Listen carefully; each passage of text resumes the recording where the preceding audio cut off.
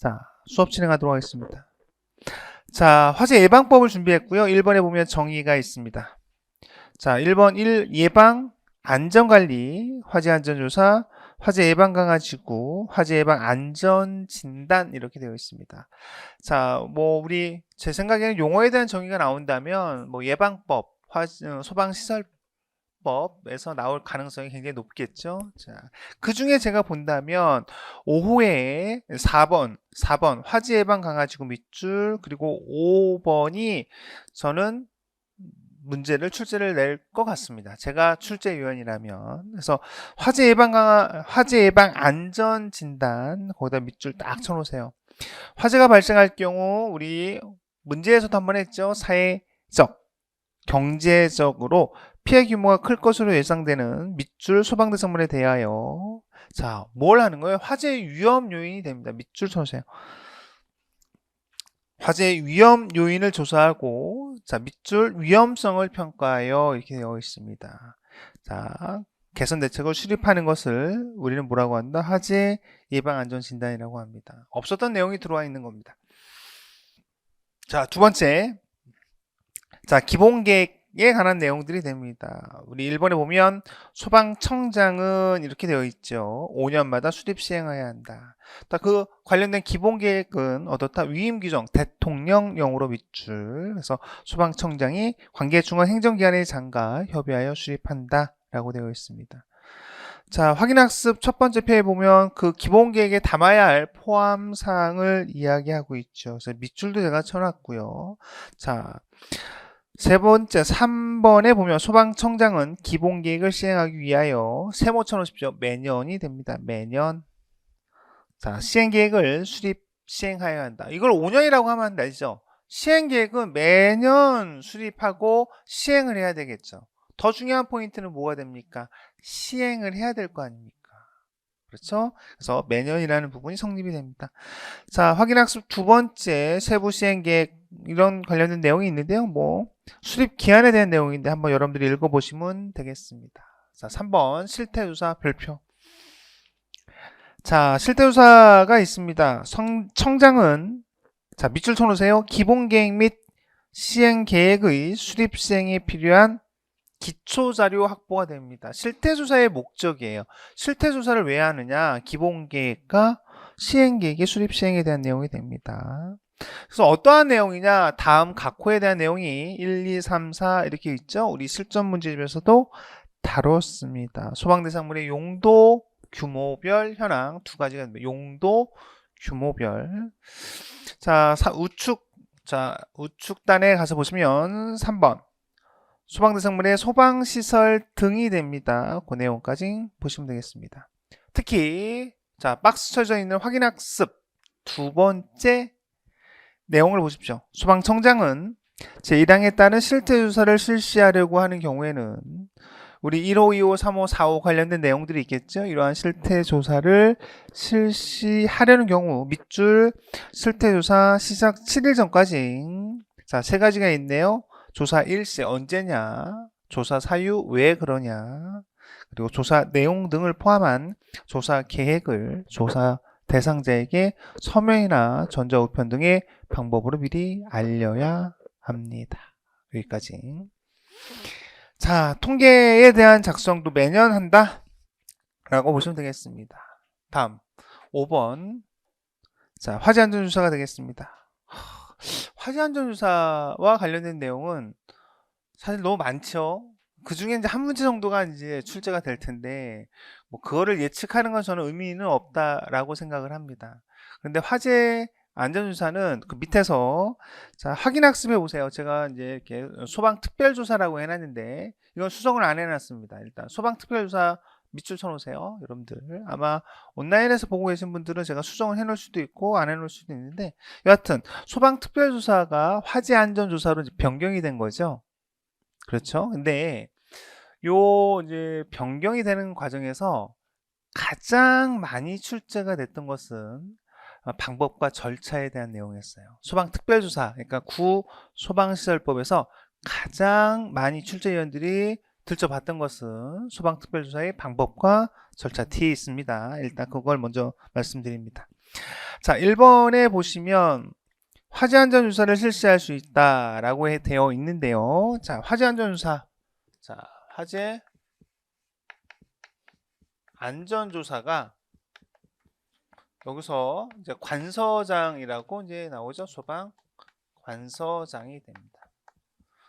약간은 뭐 우리 전에는 소방청장, 본부장, 서장 이렇게 항상 늘 나왔던 부분이 소방관서장으로 이제 나오기 때문에 아마 출제에서 보면 이 부분을 분명히 이제 한 번쯤은 터치하고 갈 것 같은데요. 그게 화재안전조사일 가능성도 크다. 이때 후단에 보면 다만 개인의 주거에 대한 내용이 나옵니다. 개인의 주거에 대해서는 실제 주거 용도가 됩니다. 세무처로서 실제 주거 용도로 사용되는 경우에 한정합니다. 이때 즉 실제 주거 용도로 사용하는 경우에 있어서 어떻게 하겠다는 얘기예요. 화재 안전조사는 관계인의 승낙 동글뱅이 또는 화재 발생에 우리가 뚜렷하여 동글뱅이 긴급한 필요 이렇게 됩니다. 자, 담백하게 2번에 보면 항목은 대통령령으로 정하고 있습니다. 남용해서는 안 되고요. 자, 확인학습에 보면 화재 안전조사 또는 소방특별조사를 실시할 수 있는 경우 1호부터 7호까지 있습니다. 이때 자 3호 밑줄 쳐놓으세요. 우리가 화재 예방 안전진단이 불성실하거나 불완전하다고 하는 경우 이렇게. 근데 요 불성실과 불안정이 한 번 더 있었죠. 과거에도 1호에 보세요. 자체 점검이 불성실하거나 불완전하다고 인정되는 경우가 됩니다. 구소방시설법에 비해서 이제 하나가 더 있는 거죠. 자, 이렇게 보시면 되겠습니다. 자, 넘겨서 자, 넘겨보세요.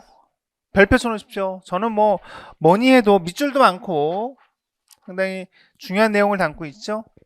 자, 방법과 절차라고 하는 부분을 제가 말씀드린 거였는데 여기서 보시면 상당히 중요한 내용이 있습니다. 소방관서장은 목적에 따라서 어때요? 종합조사와 부분조사가 됩니다. 종합조사와 부분조사가 됩니다. 그러니까 여러분들 바로 직관적으로 이번 시험의 특징은요. 그런 문제가 많이 시도될 거예요.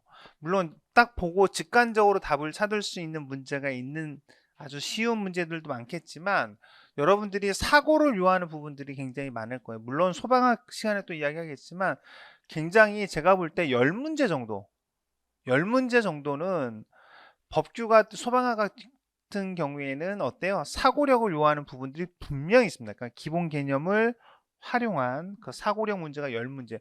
그 중에 반 이상은 맞아야 어때요? 합격할 수 있다는 거 최소한.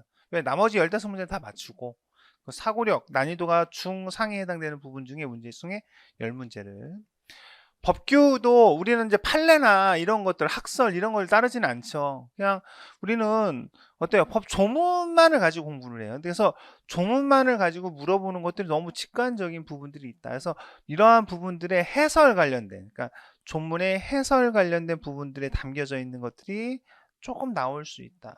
그러니까 조문을 다 이해하고 있어야 되는 것들이 있겠죠. 그래서 보시면 첫 번째 이런 것들이에요. 종합조사, 화재안전조사 항목 전부를 확인하는 조사 또는 부분조사, 항목 중 일부를 확인하는 조사 이런 부분들이 이런 거죠. 화재안전조사라고 하는 부분들은 실시를 할 때 그 항목에 대해 전체를 반드시 실시하는 종합조사로 하여야 한다라고 하는 부분. 이런 부적절하겠죠? 이런 것들이 되겠습니다. 자, 저는 두 번째 줄, 자, 확인학습 첫 번째 란에 2번에 별표 쳐놓으십시오. 자, 그 중에 가장 중요한 건 이겁니다. 화재안전조사를 실시하려고 하는 경우 세모 쳐놓으십시오. 사전에 어때요? 그 조사 대상, 기간, 사유 등을 조사 계획을 청장, 본부장, 서장의 인터넷 홈페이지나 법 16조 3항에 따른 전산시스템을 통해 7일 이상 공개하여야 한다. 자,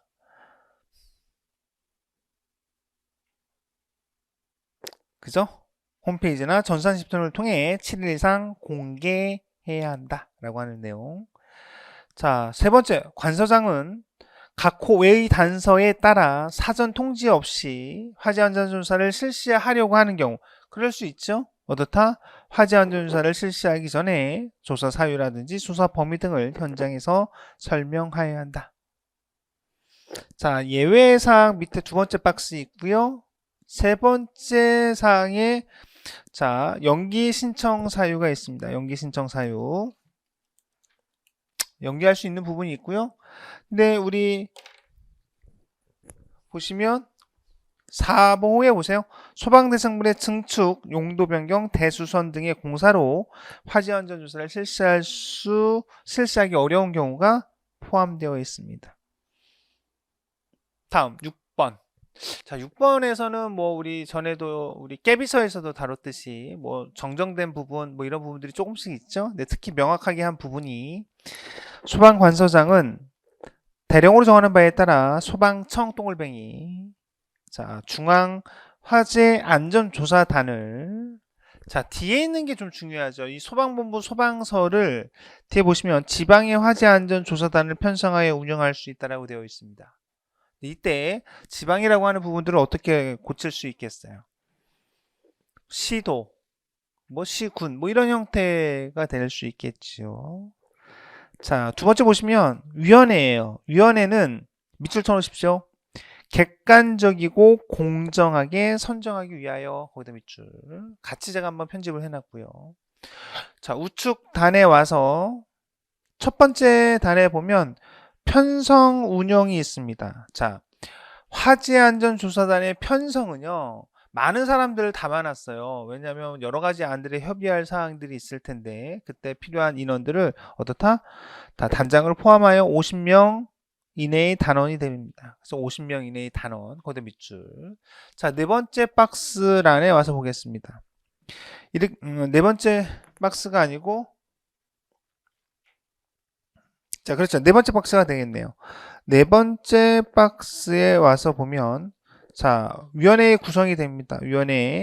위원회는 위원장 한 명을 포함하여 7명 이내가 됩니다. 7명 이내. 됐죠? 자, 그리고 위원회의 구성은 여러분들이 아마 문제로 다뤘기 때문에 그 부분에 차이가 있음을 아마 확인하실 수 있었을 겁니다.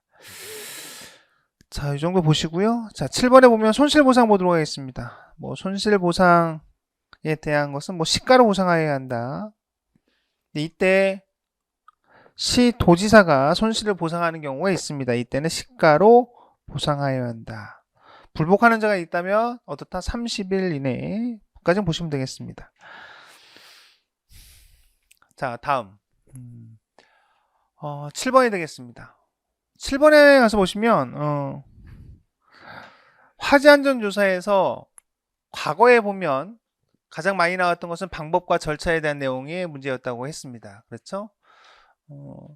그 외에 결과에 대한 공개는 새로운 내용이에요. 새로운 내용. 따라서 제가 출제위원이면 아마 제가 출제위원이면 화재안전조사를 찍힌 문제로 내는 것이 아니라 전체적인 것을 포괄적인 부분들을 가지고 하나씩 다 물어볼 겁니다. 뭐 방법과 절차에 대한 것도 물어보고요. 또는 어떻다? 중앙 화재안전조사단에 대한 것도 물어보고 그러면서 결과에 대한 공개에 대한 내용을 뭐 정답으로 만들거나 하는 그런 내용의 것을 많이 물어볼 수 이러한 문제들을 저는 포괄적인 문제라고 칭합니다. 따라서 보시면 자 화재안전조사 결과의 공개가 됩니다. 자, 어떤 거에 대한 부분이냐, 이런 거예요. 뭐, 제조소 등에 대한 설치, 또는 선임 현황, 그리고 진단을 실시한 결과, 이런 부분들이 됩니다.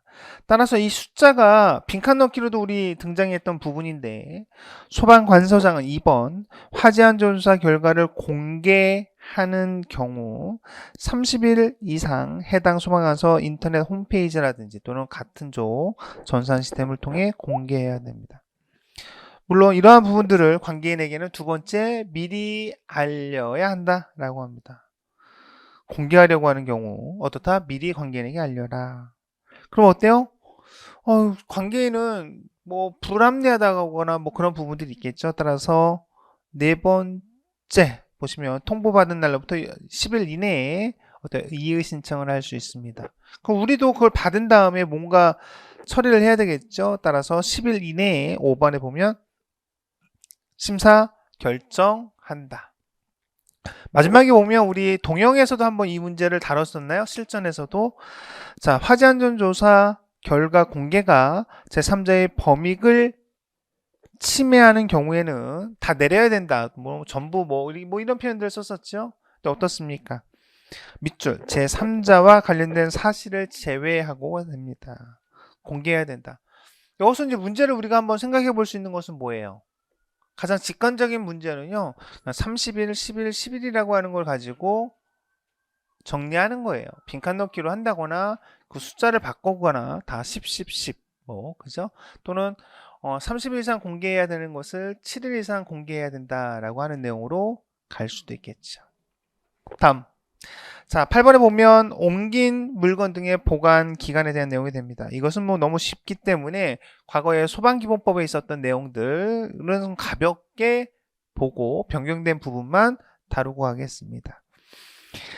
여기서 보면 우리 예방에 관한 내용에서 8, 9, 뭐 10 이렇게 이어져 나오게 되는데 옮긴 물건 등이라는 표현을 쓴다라는 거예요. 그래서 우리 낯서지 않을 것이고요. 따라서 패스. 자, 9번에 가서 보면 불을 사용하는 설비에 대한 내용이 납니다. 불을 사용하는 설비에 대한 내용은 이제 우리 보일러에서 보면 고체 연료 가서 보세요. 첫 번째 우측단에 가서 보십시오. 우리가 1m라는 표현을 많이 등장이 되죠. 근데 우리 고체 연료를 사용하는 보일러 1, 2, 3, 4, 5 보시면 고체 연료는 별도의 실, 정확하게 읽으세요 여러분들. 별도의 실 또는 보일러와 수평거리 2m 이상의 이격하여 보관할 것. 그러니까 실이라든지 떨어뜨려야 되는 부분이 조건이 두 가지가 있는 겁니다. 2m.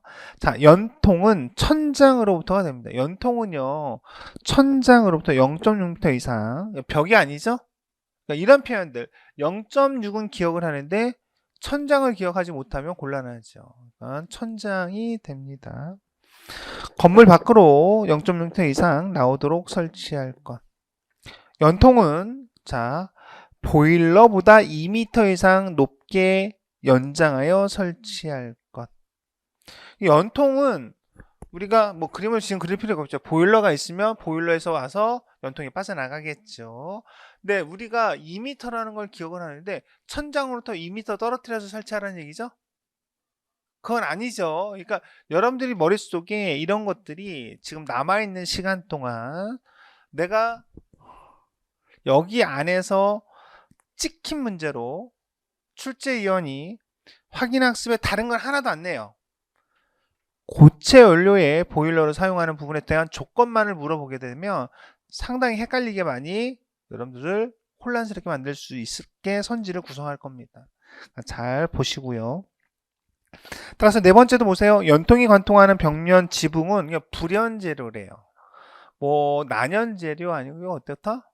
불연 재료가 됩니다. 일반적으로 제가 주요 구조부에 해당되는 부분들은 일반적으로 불연 재료라는 표현을 많이 썼죠. 다음. 자, 연통 재질은 불연 재료로 사용하고요. 연결부에 청소고를 설치할 것 이렇게 되어 있습니다. 나머지는 여러분들이 보시고요. 왼쪽 다시 와서 이제 그렇다면 불을 사용하는 설비에 대한 내용에서 이제 보일러 한번 가서 보세요. 보일러. 사실은 우리 소방기본법에서는 이러한 내용을 명확하게 하진 않았습니다. 하지만 이것을 명확하게 한정을 했습니다. 보일러란 사업장 또는 영업장 등에서 사용하는 것을 말합니다. 밑줄 쳐놓으세요. 사업장 또는 영업장을 이야기합니다. 그러니까 개인의 공간에 대한 부분은 이제 빼겠다는 얘기죠. 목적은 그거예요. 자, 주택에 사용하는 가정용 보일러는 제외됩니다. 건조설비라고 하는 것도 어떻다? 산업용이라고 하는 거예요. 산업용 보일러. 여기서 어떻다? 주택에서 사용하는 주택에 대한 부분을 제외하고 있습니다. 자, 노화덕에 대한 부분도 제조업, 가공업 밑줄. 자, 여러 개 나오죠? 용어를 좀 정리를 해줬으면 좋겠는데, 사실 왜냐하면 첫 번째 보면 사업정과 영업정에 대한 내용이 나오고요. 보일러에서는 건조 설비에서는 산업용이라고 하는 내용이 나오고요. 노하덕은 제조업, 가공업 이렇게 나옵니다. 자, 여기까지 보도록 하겠습니다. 자, 우측단에 와서 어디를 보시냐면요. 자, 불꽃을 사용하는 용접 용단기구 보십시오. 자, 이것도 좀 손을 봤는데 용접 용단 작업장 반경 5m 이내. 자, 두 번째 용접 용단 작업장 주변 반경 10m 이내가 되겠습니다. 나머진 됐습니다. 그렇죠? 자, 이제 10번에 보면 특수가열물이 나옵니다. 옮긴 물건, 불을 사용하는 설비, 그리고 특수가연물, 또 뒤에 보면 이제 화재 예방 강화지구가 있는데 아마 그 중에 한 문제 정도가 출제가 될 겁니다. 제가 출제위원이면 저는 불을 사용하는 설비에 대한 내용을 출제하도록 하겠습니다. 불을 사용하는 설비. 자, 몇 개 이렇게 찍어 드리죠. 근데 사실은 여기 있는 거에서 뭐 다 나오면 제가 뭐 다 맞췄다고 얘기를 하겠죠. 근데 뭐 저는 이거를 맞추는 거에 대한 의미가 없어요.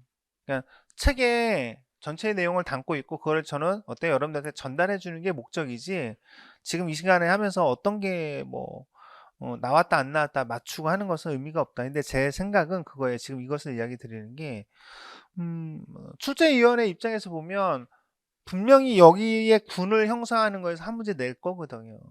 낼 거에서 이제 첫 번째 보면은 많이 바뀌거나 많이 개정되거나 했던 내용들에 손이 가게 되거든요. 근데 그런 것 중에 하나가 특수가연물입니다. 그 중에 보시면 그래서 왼쪽 단을 보시면 자 우리 쭉 보시면 목재가공품 및 나무 부스러기라는 부분 하단에 보면 고무류, 플라스틱류라고 하는 부분들이 이렇게 명칭이 바뀌었죠. 그래서 발포 그 외에 뭐 그 내용이 있습니다. 뭐 특이한 내용은 아니고요. 자, 쌓는 높이와 바닥 기준에 대한 내용이 있습니다. 이것도 뭐 큰 특이한 내용은 아닙니다. 하지만 세 번째 단에 있는 내용이 별표 쳐놓으세요. 세 번째 단. 자, 특수가연물의 저장 취급에 관한 기준을 물어볼 수 있을 겁니다. 이때 당연히 석탄, 목탄류, 발전용으로 저장하는 경우는 제외가 됩니다. 어떻게 저장하고 취급해야 되느냐? 1호, 2호 있습니다. 품명, 다음 기준이 됩니다. 자, 뭐 일반적인 경우는 10m, 우측란을 보세요. 그 밖의 경우가 가로 열고 일반적인 경우가 됩니다. 10m. 자, 쌓는 부분의 바닥 면적은 50제곱미터가 되고요.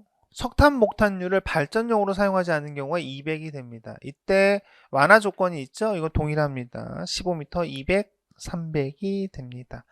자, 동글뱅이 쳐놓으세요. 3, 4, 5가 됩니다. 3, 4, 5번이 뭐 이게 시험 문제 나오겠지 만약에 낸다면 뭐 출제위원이 자 보시면 자 4번을 먼저 보세요. 실내에 쌓아 저장하는 경우에 주요 구조부는 내화 구조이면서 자 구조는 어떤 구조야? 내화 구조 동글뱅이 불연 재료로 하여하고 다른 종류의 특수가연물과 같은 공간에 보관하지 않을 것 이렇게 되어 있습니다. 그러니까 실내에 저장하는 경우에는 그런 거 같이 저장하기 때문에 위험하잖아요. 하지만 어떻게 단서 조항에서 밑줄 다만 내화 구조의 벽으로 분리되는 경우에는 그러하지 않다라고 되어 있습니다. 같은 공간에 둘 수 있다는 내용이죠. 자, 3번이 되겠습니다. 반면에 이제 실외에 두는 경우가 됩니다. 우리가 과거에는 실내와 실외를 구분하지 않았죠.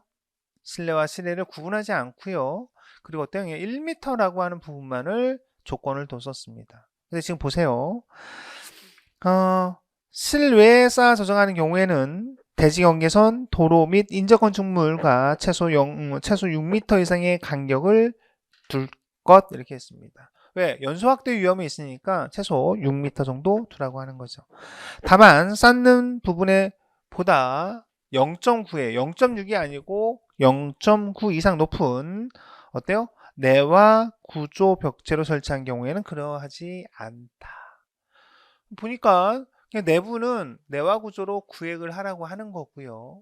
외부는 6m 띄우기 싫다면 어떻다? 내화 구조로 어떤 벽을 옹벽 같은 거를 세우라는 거예요. 얼마큼 더? 0.9m 이상 더 높게. 자, 5번 가서 보도록 하겠습니다. 쌓는 부분의 바닥 면적 사이는 자, 실내인 경우는 1m 이상만 띄우면 된다고 했는데 예전에 과거에는 실내, 실외 구분 없이 그냥 1.2m 또는 어떻다? 높이의 2분의 1 중 큰 것이 됩니다. 실내. 근데 실외를 보면 다르죠? 자, 3m가 됩니다. 오, 예전보다 훨씬 더 강해졌죠. 또 하나 어떻게? 쌓는 높이 중 큰 값 거기다 밑줄 쳐놓으세요. 다르죠? 실내와 실외가 다릅니다. 자, 박스로 정리되어 있는 게 있고요. 우측단 가서 보시면 가연성 고체류, 가연성 액체류, 그리고 특수가연물에 대한 표지도 새로 있었죠. 근데 표지는 사실 저는 좋아하지 않아요. 제 개인적으로 표지의 문제를 출제하는 것은.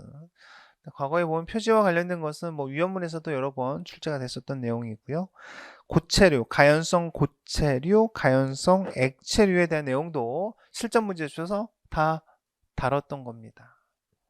여러분들이 지금 남아있는 시간에 이제 공부를 해야 될 거는 그래, 내 가연성 액체류, 고체류에 대한 학습이 어디까지 되어 있는지 지금 생각하는 게 중요합니다.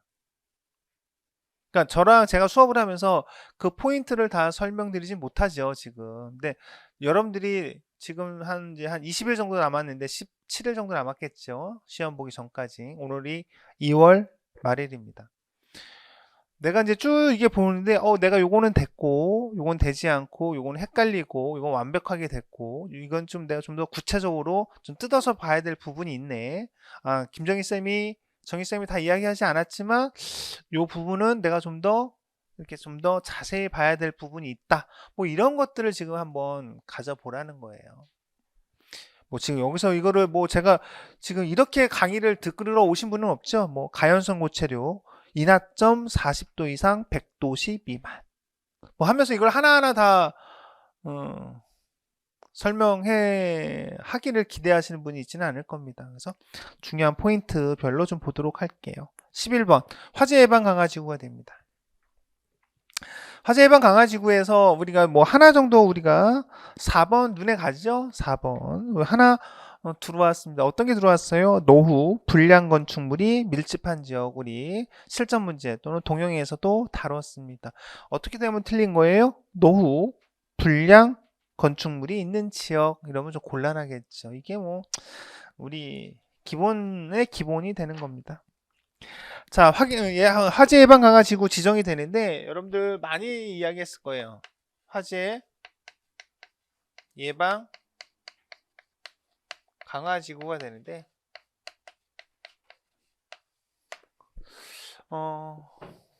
시도지사가 되죠. 시도지사가 어떻다?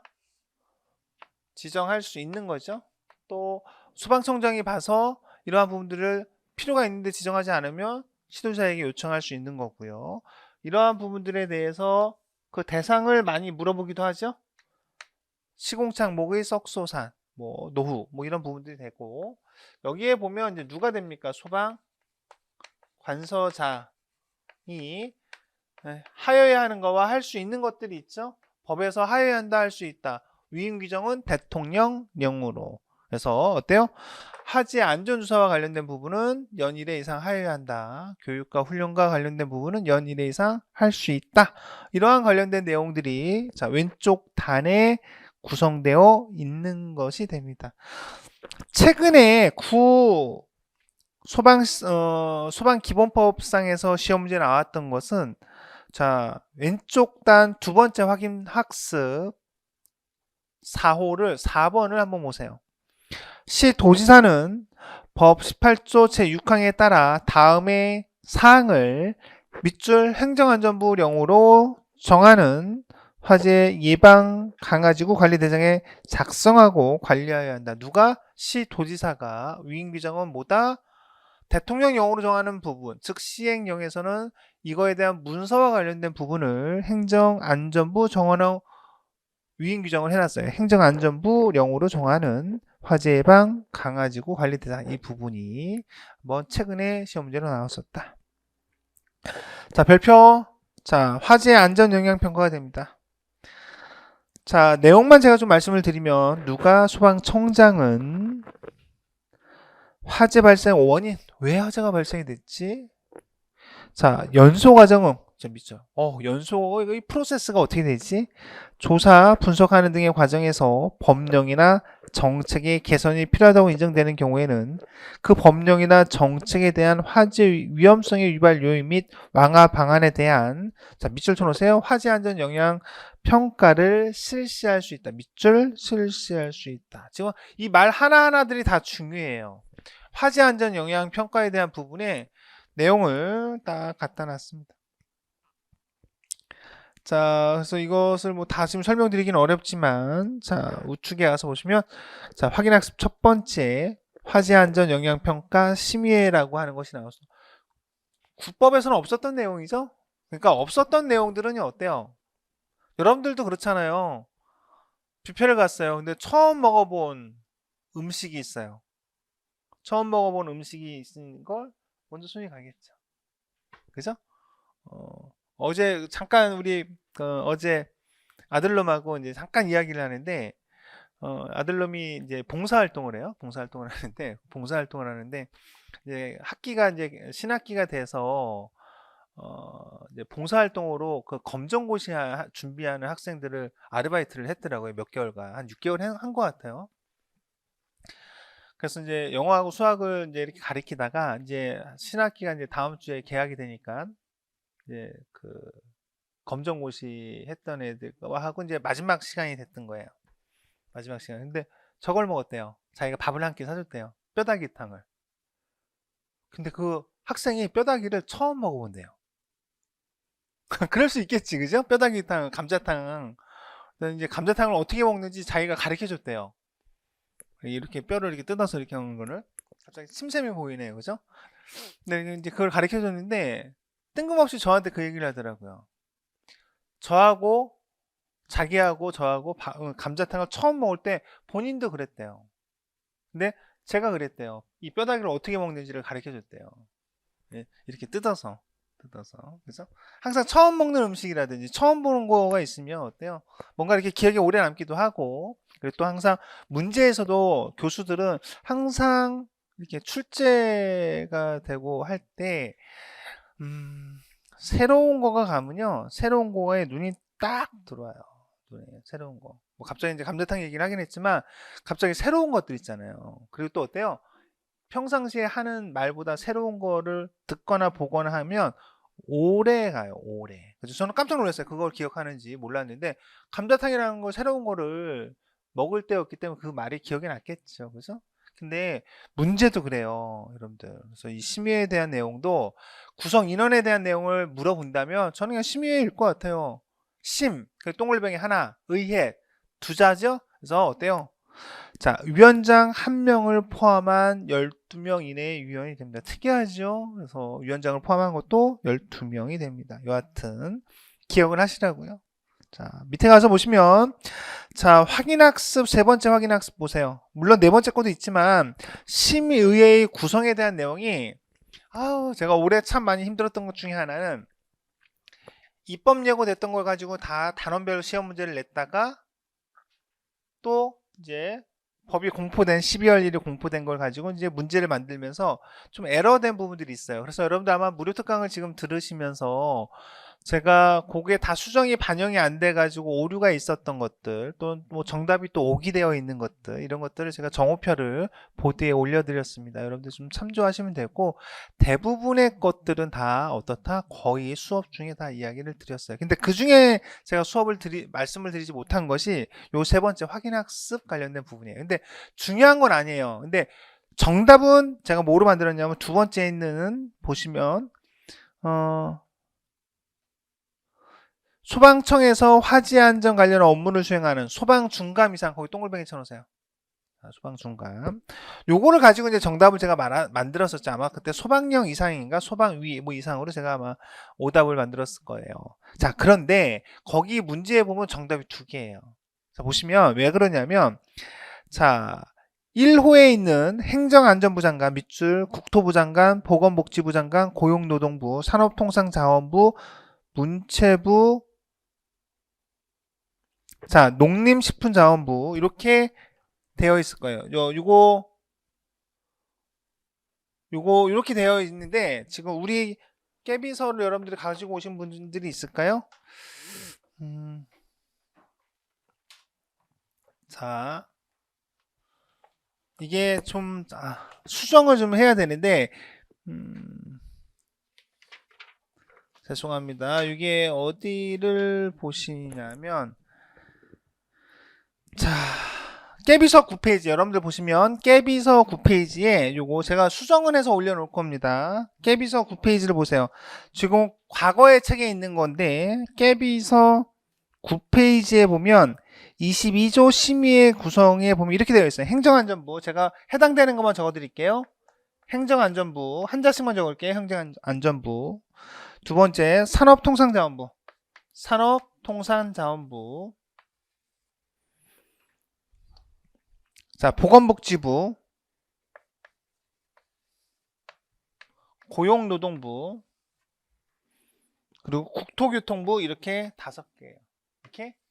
그래서 빠지는 게 있었죠? 이게 사실 보면 굉장히 어려웠어요. 당시에 이 부분을 우리 깨비서 왼쪽에 보면 행안부, 국토부, 보건복지부, 고용노동부, 산자부, 문체부 근데 문체부나 농림식품 이런 것들이 빠진 거죠. 그죠? 몇 개 있어요? 하나, 둘, 셋, 넷, 다섯, 여섯, 일곱. 7개에서 2개가 빠진 겁니다. 사실 중요치는 않지만 문제에서 오류가 발생이 됐죠. 그래서 이런 부분들도 제가 미처 놓쳤던 부분들이죠. 근데 이번 시간에 좀 제가 설명을 드리도록 하겠습니다. 이해하시죠? 아마 여러분들 보시면 될 겁니다. 자, 넘겨서 소방안전관리 대상물이 됩니다. 소방안전관리 대상물.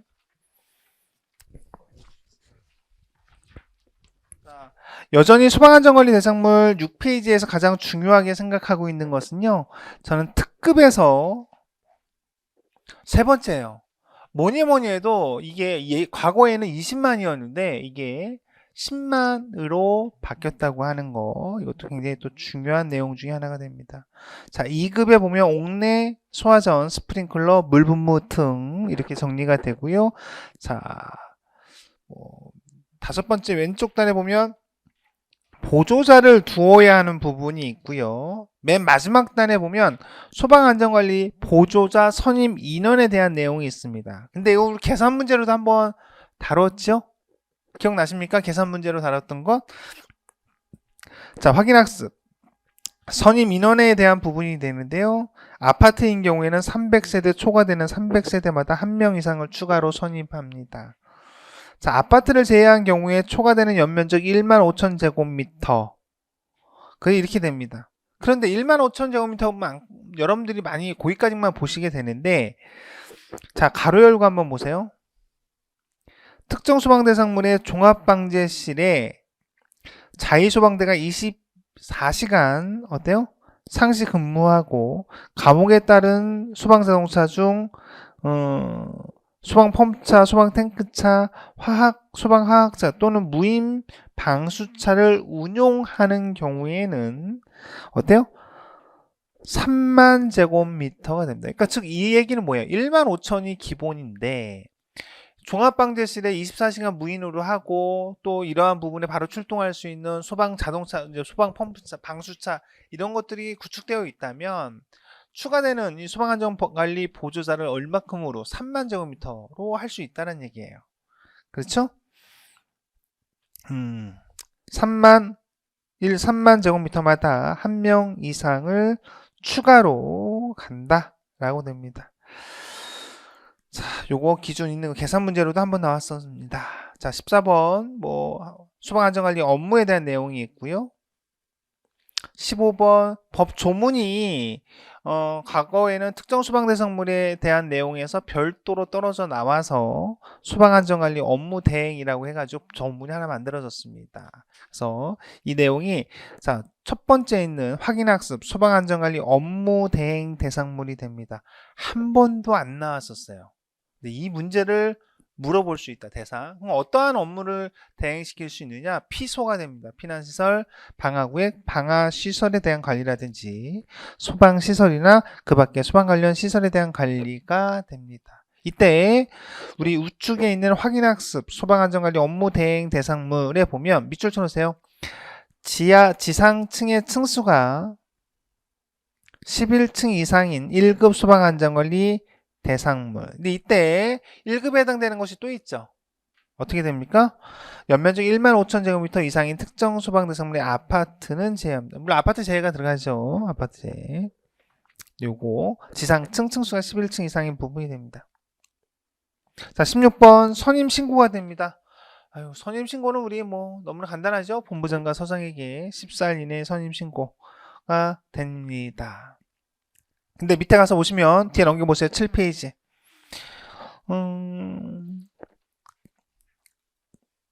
자, 여기서 보시면 이제 어떤 날이 되느냐면 우리가 14일 이내에 선임 신고를 해야 되고요. 우리가 행정안전부령으로 정하는 30일 이내에 선임해야 하는 부분이 있는데 선임 기준일이 있습니다. 네, 보시면 다음 각 호에서 정하는 날부터 30일 이내에 선임해야 됩니다.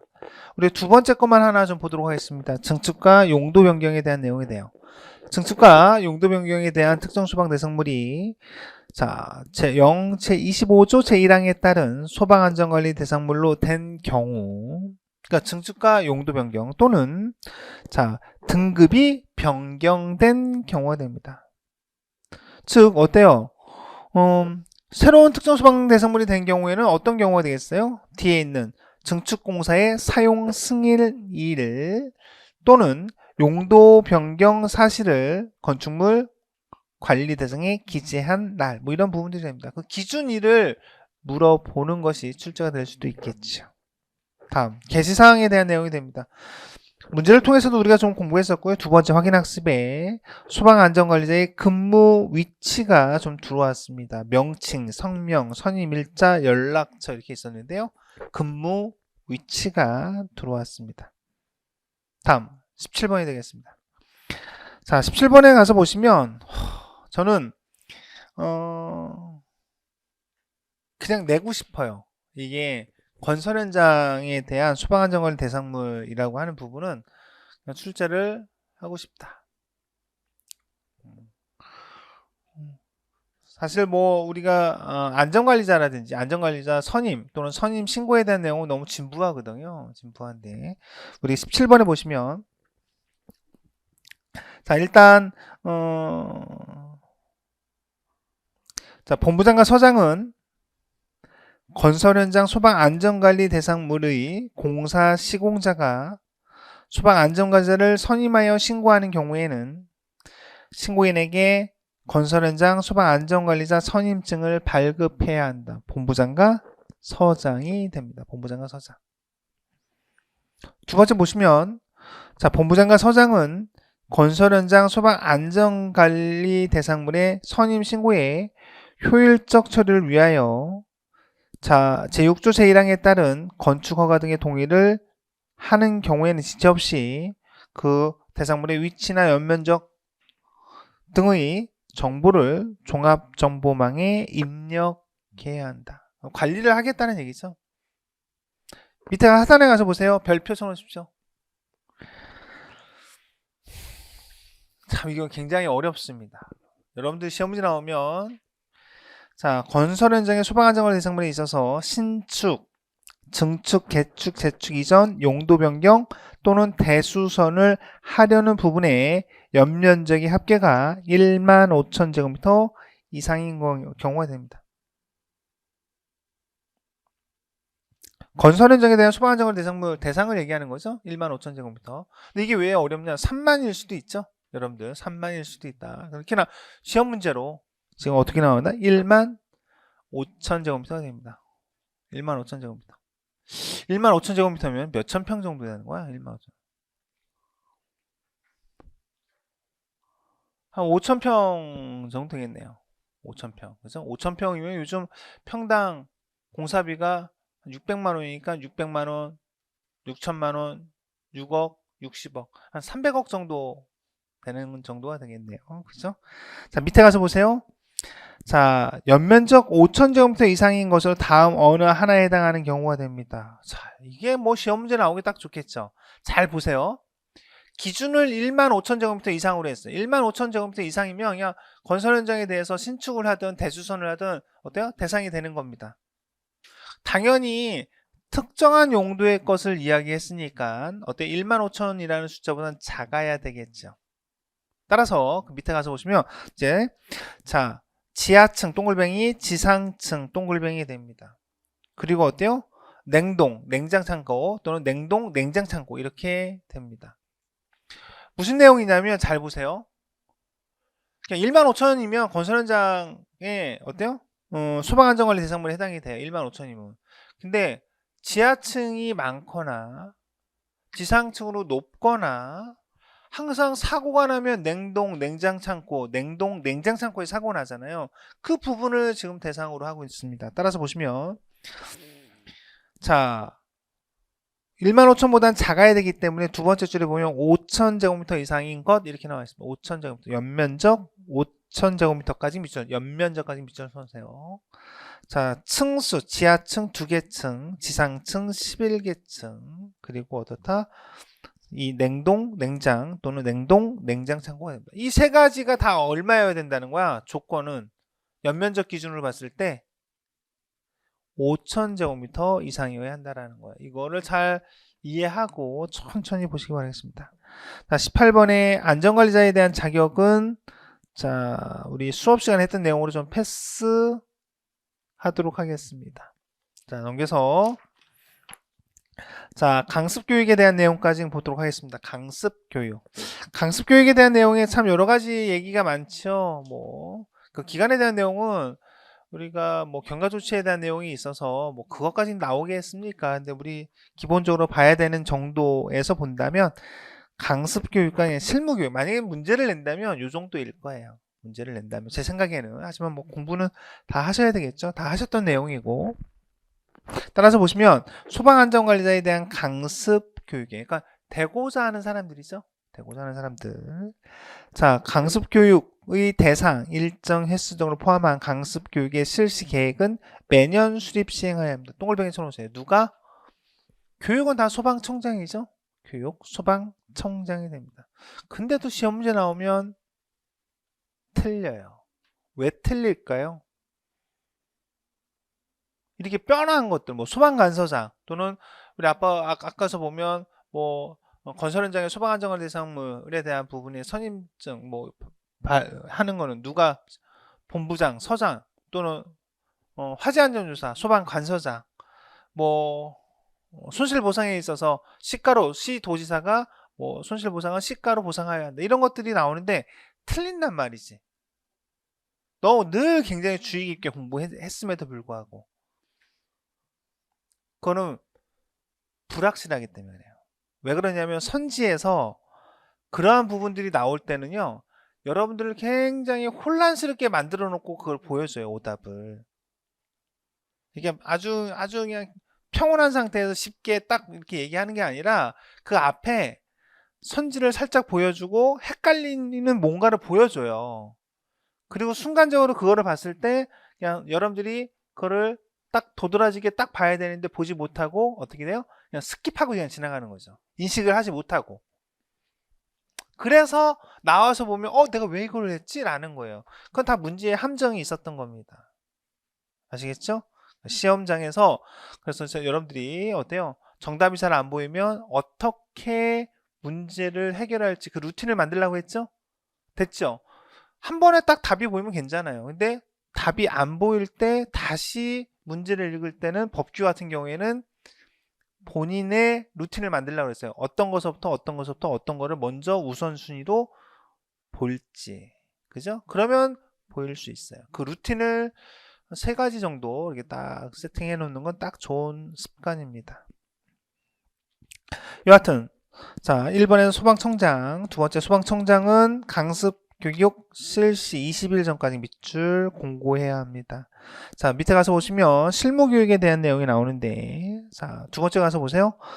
자, 소방 성장은 실무 교육을 실시하려고 하는 경우에는 실무 교육 실시 30일 전까지 어떻다? 그러한 인터넷 홈페이지라든지 교육 대상자에게 통보해야 합니다.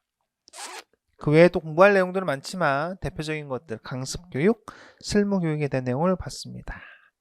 잠시 쉬었다가 우리 두 번째 시간에 관리의 권한이 분리된 특정 소방 대상물서부터 보도록 하겠습니다.